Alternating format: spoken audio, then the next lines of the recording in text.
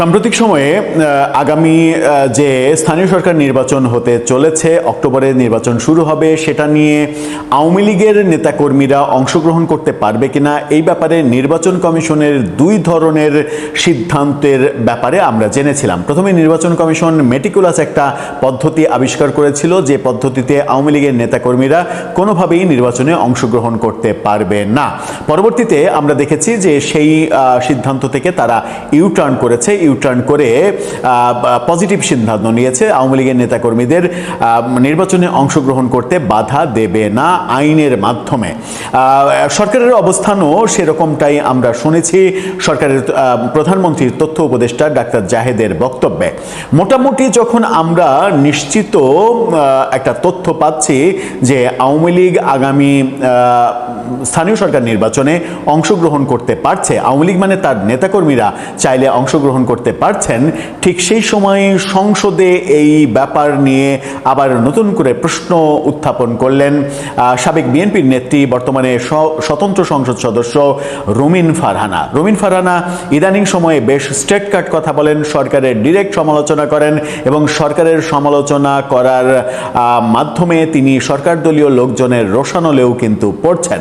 এবার তিনি সংসদে দাঁড়িয়ে স্ট্রেট কাট স্থানীয় সরকার মন্ত্রীর কাছে জানতে চাইলেন আগামী স্থানীয় সরকার নির্বাচনে আওয়ামী লীগ অংশগ্রহণ করতে পারবে কি না। কি বলছেন মির্জা ফখরুল? কিছু বলছেন নাকি চুপ করে থাকছেন, নাকি এখনো এই ব্যাপারে সরকার তার কৌশল কিংবা রণকৌশল সাজাতে পারেনি?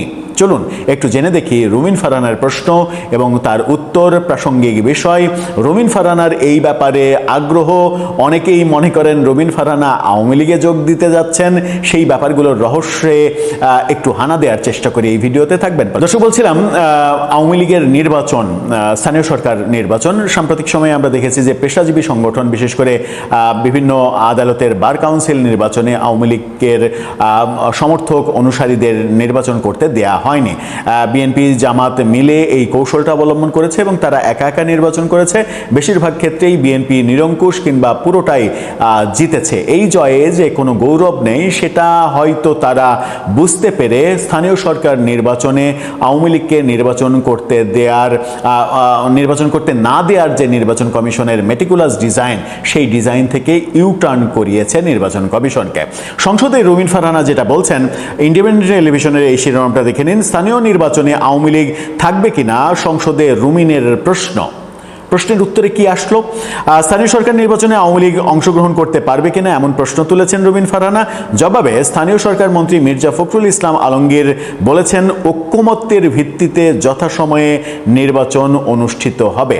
এই ঐক্যমত্য কাদের ঐক্যমত্য? এই ঐক্যমত্য কি বিএনপি, জামাত, এনসিপির ঐক্যমত্য, যে ঐক্যমত্যের ফলে আওয়ামী লীগকে নির্বাচনের বাইরে রাখা হবে? এখনো কি সরকার তাহলে কনফিউজড, মানে অপরিষ্কার, অস্বচ্ছ কিংবা কৌশলগত উত্তর কেন মির্জা ফখরুলকে এখনো দিতে হচ্ছে, যখন নির্বাচন কমিশন তার ওই মেটিকুলাস ডিজাইন, মানে হলফনামা করা এবং সেই হলফনামার মাধ্যমে আওয়ামী লীগের নেতাকর্মীদের নির্বাচন থেকে দূরে রাখার কৌশল থেকে সরে এসেছে এবং সেটা সরকারের সিদ্ধান্তেই তো সরে এসেছে? তাহলে এখনো অস্পষ্ট কথা কেন মির্জা ফখরুলের? তার মানে ভেতরে ভেতরে কি এখনো যদি কিন্তু রয়েছে, ভেতরে ভেতরে এনসিপি এবং জামাতকে খুশি করার ব্যাপার রয়েছে? আর কি বলছেন, আর কি হচ্ছে? জাতীয় সংসদের চলমান অধিবেশনে স্থানীয় সরকারের প্রতিষ্ঠানগুলোর নির্বাচন, এই নির্বাচনে আওয়ামী লীগের নেতাকর্মীরা অংশগ্রহণ করতে পারবে কিনা সেই প্রশ্ন উঠছে। স্বতন্ত্র সংসদ সদস্য রুমিন ফারহানা এই ব্যাপারে বিষয়টি তুলেছেন। তিনি বলেন, আমরা দেখেছি দেশের জেলাগুলোতে প্রশাসক নিয়োগ করা হয়েছে, প্রতিটি জেলা প্রশাসকই দলীয়ভাবে মনোনীত। আমরা তো গণতন্ত্রের জন্য 10 বছর লড়াই করেছি, অথচ জেলা প্রশাসক নিয়োগ দেয়া হয়েছে দলীয় বিবেচনায়। সংবিধান অনুযায়ী স্থানীয় পর্যায়ের পুরো শাসন ব্যবস্থা যারা প্রতিনিধি নির্বাচিত হবে তাদের মাধ্যমেই হওয়ার কথা, কিন্তু আমরা দেখতে পেলাম এই যে মন্ত্রণালয়ের যে জেলা প্রশাসক নিয়োগ দেওয়া হয়েছে তাদের অধীনে জেলাগুলো শাসিত হচ্ছে। এটা কিন্তু সংবিধানের সাথে সরাসরি সাংঘর্ষিক।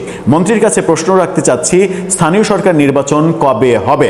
স্থানীয় নির্বাচনে আওয়ামী লীগ অংশ নিতে পারবে কিনা সেই প্রশ্নে রুমিন আরও বলেন, কখনো আমরা শুনতে পাচ্ছি যে নিষিদ্ধ ঘোষিত আওয়ামী লীগ অংশ নিতে পারবে, পারবে, কেউ বলছে পারবে না, কেউ বলছে দলীয় প্রতীক হবে না বলে যারা ক্লিন ইমেজের আছেন তারা নির্বাচনে অংশগ্রহণ করতে পারবেন। এই বিষয়গুলো যদি মাননীয় মন্ত্রী পরিষ্কার করতেন, আমার মনে হয় সংসদ সদস্যরা যারা আছি তারা পরিষ্কারভাবে বুঝতে পারতাম। জবাবে স্থানীয় সরকার মন্ত্রী ফখরুল ইসলাম আলমগীর তিনি বলছেন, স্থানীয় সরকার নির্বাচনের ব্যাপারে আশ্বস্ত করতে পারি যথাসময়ে নির্বাচন অনুষ্ঠিত হবে। সেই যথাসময়টা কবে আমরা জানি না।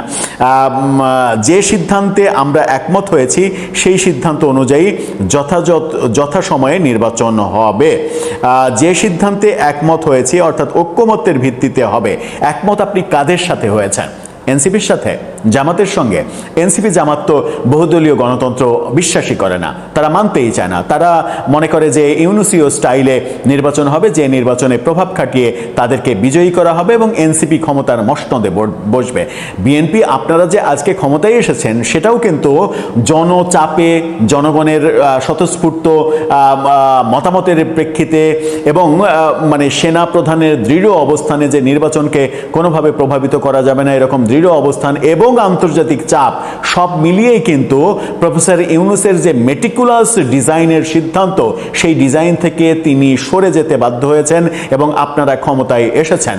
আপনাদের ক্ষমতায় আসার কোনো কিন্তু প্ল্যান ইউনূস সরকারের ছিল না। আপনাদেরকে ক্ষমতায় আনার তার প্ল্যানই ছিল না। তার প্ল্যান ছিল হয় তাদের নিজেদের ক্ষমতা দীর্ঘায়িত করা অথবা নির্বাচন দিয়ে তাদের নিজেদের শক্তিকে ক্ষমতায় নিয়ে আসা, যেন প্রকারান্তরে তিনি আবারও প্রধানমন্ত্রী হতে পারেন কিংবা রাষ্ট্রপতি হয়ে এই দেশের অধিকর্তা সেজে রাষ্ট্রপতি শাসিত সরকার ব্যবস্থা প্রণয়ন করে তিনি আমৃত্যু বাংলাদেশকে শাসন করতে পারেন এবং নিজের কর মওকুফের মেটিকুলাস ডিজাইনগুলো করতে পারেন, নিজের প্রতিষ্ঠানের ব্যবসা প্রতিষ্ঠানের লাইসেন্স যেন প্রতিদিন একটা করে দিতে পারেন এবং গ্রামীণের মালিকানা এখনও যে 10% সরকারের হাতে তিনি দয়া করে রেখে গিয়েছেন সেই 10%ও কেড়ে নিয়ে বরং এইরকম সিদ্ধান্ত নিতে পারেন যে গ্রামীণ ব্যাংকে সরকার প্রতি বছর 30% প্রণোদনা দেবে। গ্রামীণ ব্যাংক যা ইনকাম করবে সেই ইনকামের রেশিও অনুযায়ী যদি 1 কোটি টাকা ইনকাম করে তাহলে 30 লাখ টাকা গ্রামীণ ব্যাংকের সরকারি ব্যাংক থেকে প্রণোদনা দেওয়া হবে, উৎসাহ ভাতা গ্রামীণ ব্যাংকে। এটা ইউনূসের সম্মানে। এরকম সিদ্ধান্ত তিনি নিয়ে ফেললেও অবাক হওয়ার কিছু থাকবে না 1.5 বছরে যে সিদ্ধান্তগুলো তিনি নিয়েছেন। সুতরাং আপনারা যদি ঐক্যমতের কথা বলেন, সেই ঐক্যমত যদি গুলশানে ইউনূসের বাসায় গিয়ে করা হয়, সেই ঐক্যমত যদি আপনি এনসিপির সঙ্গে করতে চান, জামাতের সঙ্গে করতে চান, আপনারা যে বহুদলীয় গণতন্ত্রের প্রবর্তক, আপনারা যে কোনো দলকে নিষিদ্ধ করার প্রক্রিয়া সমর্থন করেন না, আপনারা যে আওয়ামী লীগের একপাক্ষিক নির্বাচনকে সমালোচনা করেন, আপনারা যে সমালোচনা করেন 18 সালে আপনাদেরকে নির্বাচনে অংশগ্রহণ করিয়ে আওয়ামী লীগ তাদের মতো করে রাতের ভোট করে আপনাদেরকে মাত্র 6টি আসন দিয়েছিল, যেটা আওয়ামী লীগের নির্বাচনী মানে কাঠামোর ইতিহাসের সব থেকে ন্যাক্কারজনক ঘটনা। সেগুলো যদি সত্যি সত্যি আপনারা মানুষকে বিশ্বাস করাতে চান যে আওয়ামী লীগ এগুলো ভুল করেছিল, তাহলে ওই ভুল পথে আপনাদেরকে যাওয়া যাবে না। কারণ এই পৃথিবীতে 24-এর 5 আগস্ট একবারই আসে না, বারবার আসতে পারে। যে ভুল আওয়ামী লীগ করেছে, যে অপরাধ আওয়ামী লীগ করেছে, সেই একই ভুল একই অপরাধের মারপ্যাচের মধ্যে যদি আপনি থাকতে চান ঐক্যমতের নামে, সেটা আপনাদের জন্য বুমেরাং হবে। কারণ এই দেশের মানুষ যারা আওয়ামী লীগকে 24-এর 5 আগস্টে প্রত্যাখ্যান করেছিল, সেই প্রত্যাখ্যানের 2 বছর হতে না হতেই ইউনূসের 1.5 বছরের মেটিকুলাস শাসন যন্ত্রণায় পড়ে এই দেশের সেই মানুষই কিন্তু ভাবতে শুরু করেছে যে ইউনূসের চাইতে আওয়ামী লীগ আমলই ভালো ছিল।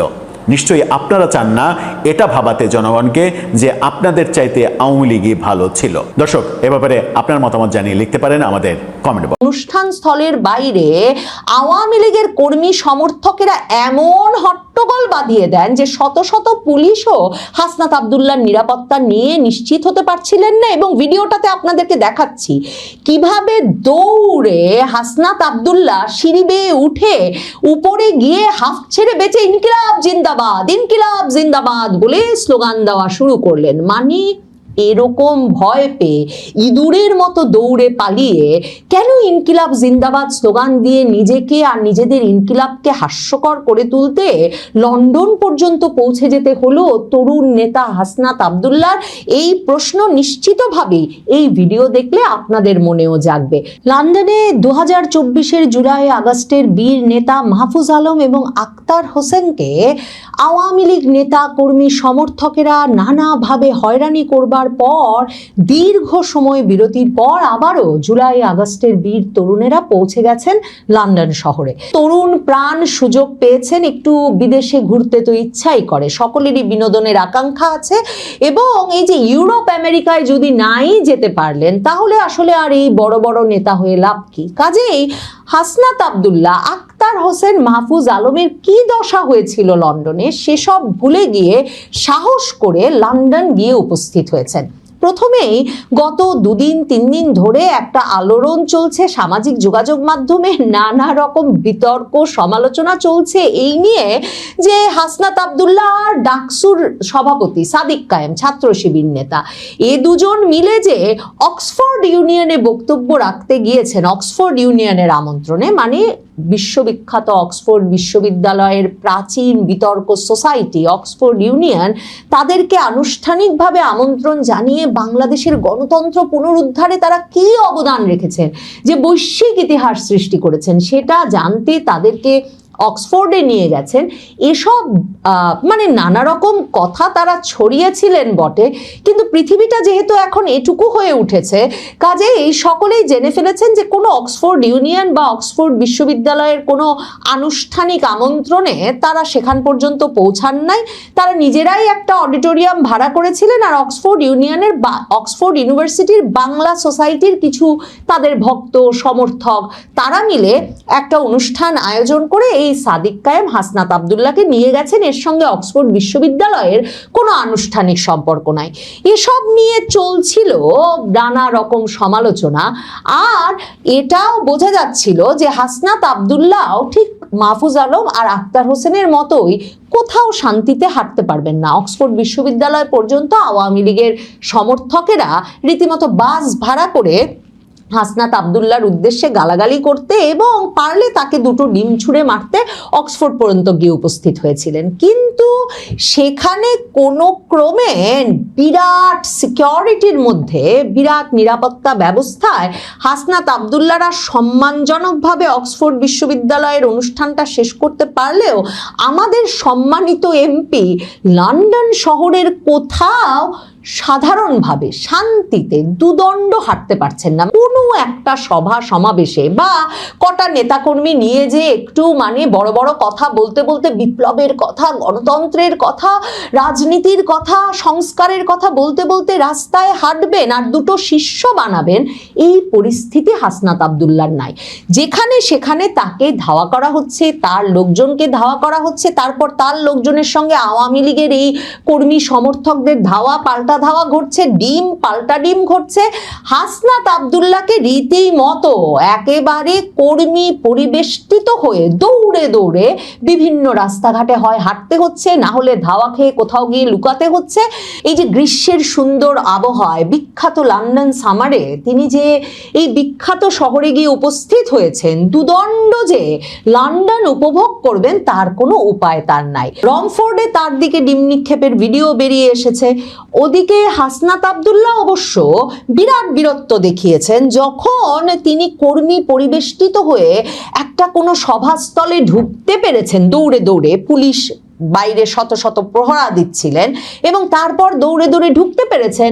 তারপর ওই ঘরের ভেতরে 20-25 জনের সামনে তিনি বেশ গলা ফুলিয়ে বলেছেন বটে যে এখানে একটা ডিম রাখলাম, এই ডিমটা ওই ফ্যাসিস্টের কর্মী বাহিনীর জন্য সিদ্ধও হতে পারে, কাঁচাও হতে পারে। মানে কি দারুণ ভয়াবহ কথা বললেন একটা এমপি সাহেব।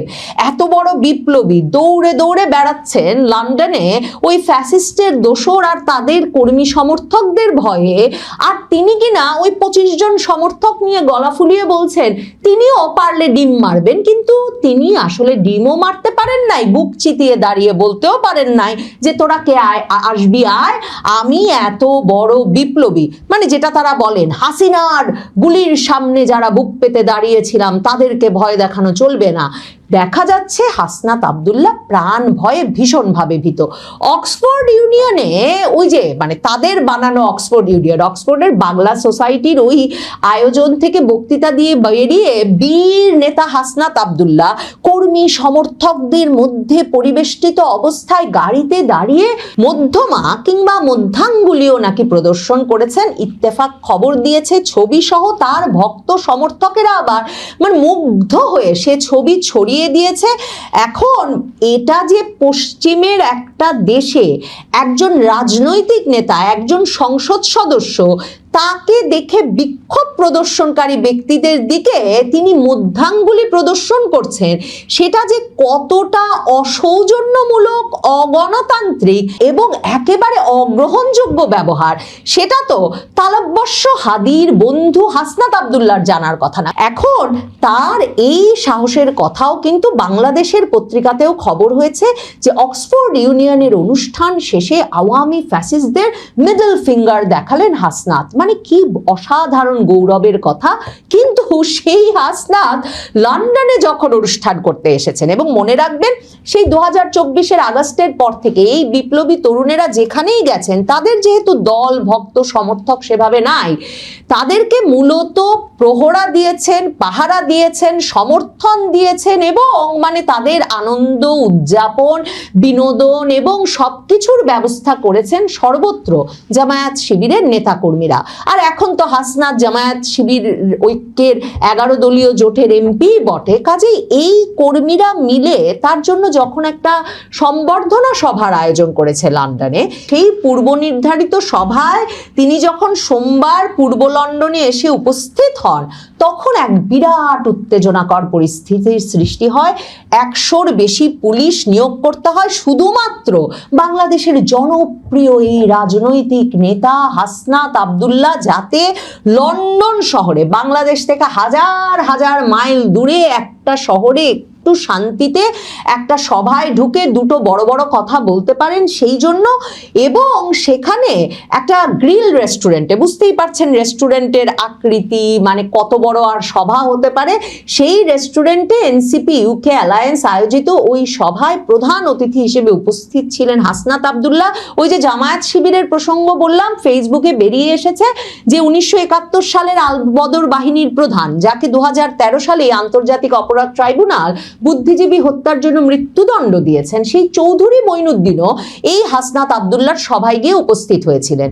তো সেই নেতাকর্মীরা যখন এই আয়োজন করেছেন, তার বাইরে ওই অনুষ্ঠান স্থলের বাইরে আওয়ামী লীগের কর্মী সমর্থকেরা এমন হট্টগোল বাঁধিয়ে দেন যে শত শত পুলিশও হাসনাত আব্দুল্লাহর নিরাপত্তা নিয়ে নিশ্চিত হতে পারছিলেন না। এবং ভিডিওটাতে আপনাদেরকে দেখাচ্ছি কিভাবে দৌড়ে হাসনাত আব্দুল্লাহ সিঁড়ি বেয়ে উঠে উপরে গিয়ে হাফ ছেড়ে বেঁচে ইনকিলাব জিন্দাবাদ, ইনকিলাব জিন্দাবাদ বলে স্লোগান দেওয়া শুরু করলেন। মানে এরকম ভয় পেয়ে ইঁদুরের মতো দৌড়ে পালিয়ে কেন ইনকিলাব জিন্দাবাদ স্লোগান দিয়ে নিজেকে আর নিজেদের ইনকিলাবকে হাস্যকর করে তুলতে লন্ডন পর্যন্ত পৌঁছে যেতে হলো তরুণ নেতা হাসনাত আব্দুল্লাহর? এই প্রশ্ন নিশ্চিতভাবেই এই ভিডিও দেখলে আপনাদের মনেও জাগবে। ভিডিওটা দেখে আসি।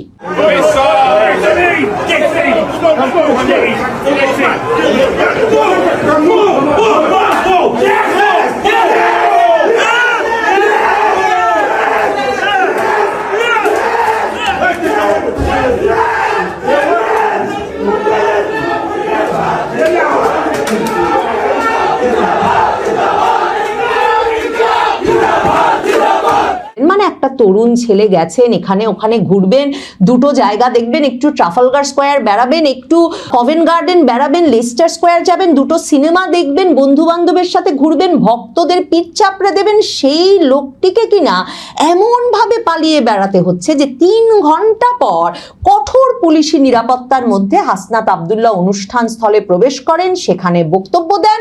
অনুষ্ঠান শেষেও তিনি পুলিশি নিরাপত্তার মধ্যেই স্থান ত্যাগ করেন এবং মায়দা গ্রিল রেস্টুরেন্টের সামনে বিক্ষোভ ও উত্তেজনার প্রেক্ষাপটে পুলিশ সদস্যদের অন্তত 3 জনকে আটক করতে দেখা গেছে। আটক ব্যক্তিদের মধ্যে লন্ডন মহানগর আওয়ামী লীগের যুগ্ম সাধারণ সম্পাদক আফসার খান সাদেক রয়েছেন। তাকে হাতকড়া পরিয়ে পুলিশ ভ্যানে তুলতে দেখা যায়। তবে আটক ব্যক্তিদের বিরুদ্ধে কি ব্যবস্থা নেওয়া হয়েছে সে বিষয়ে পুলিশের কোনো আনুষ্ঠানিক বক্তব্য পাওয়া যায় নাই। মানে ব্যাপারটা হচ্ছে এরকম ঘটনাই কিন্তু এর আগেও ঘটেছিল। মানে ইউরোপ আমেরিকাতে এই যে বিক্ষোভ প্রদর্শন করতে গেলে বিভিন্ন ব্যক্তিদের আটক করা হয় বটে, কিন্তু বিক্ষোভ প্রদর্শনকে যেহেতু গণতান্ত্রিক একটা অধিকার হিসেবে দেখা হয়, শেষ পর্যন্ত এই ব্যক্তিরা আটক থাকেন না। আর বুঝতেই পারছেন আওয়ামী লীগের কর্মী সমর্থকেরা এতটাই ডেসপারেট, এতটাই নির্ভয় এবং এতটাই নির্ভীক যে এই যে লন্ডন শহরে তারা নিজেদের কাজ বাদ দিয়ে, লেখাপড়া আছে, ব্যবসা বাণিজ্য আছে, সব উঠিয়ে রেখে হাসনাত আব্দুল্লাহ যাতে শান্তিতে লন্ডনে হাঁটতে না পারেন সে ব্যবস্থা করতে ঠিক হাসনাত আব্দুল্লাহ যেখানেই হাঁটতে বেরোচ্ছেন, ওটা রমফোর্ডের কোনো রাস্তাই হোক আর পূর্ব লন্ডনের কোনো গ্রিল রেস্টুরেন্টে সভা সমাবেশই হোক কিংবা অক্সফোর্ডেই হোক, তারা ঠিক পৌঁছে যাচ্ছেন।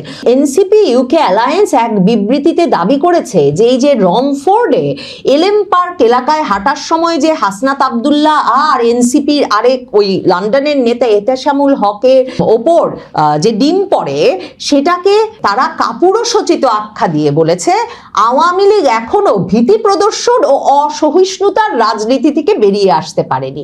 মানে আওয়ামী লীগের রাজনীতিকে নিষিদ্ধ করতে হবে, এদেরকে কোনো নির্বাচনে অংশ নিতে দেওয়া যাবে না। আওয়ামী লীগের সমর্থকরাও এমনকি কোনো পেশায়, সাংবাদিকতা হোক, আইনজীবী হোক, শিক্ষক হোক, বিচারক হোক, কোনো পেশায় থাকতে পারবেন না। বেছে বেছে এদেরকে চিহ্নিত করে বের করে সারা দেশে মব করে 2 বছর ধরে যারা ত্রাসের রাজত্ব কায়েম করলেন সেই হাসনাত আব্দুল্লাহ, মবের রাজা হাসনাত আর তার দল এনসিপির নেতারা নাকি বলছেন আওয়ামী লীগ অসহিষ্ণুতার রাজনীতি করছে এবং এটা কাপুরুষোচিত।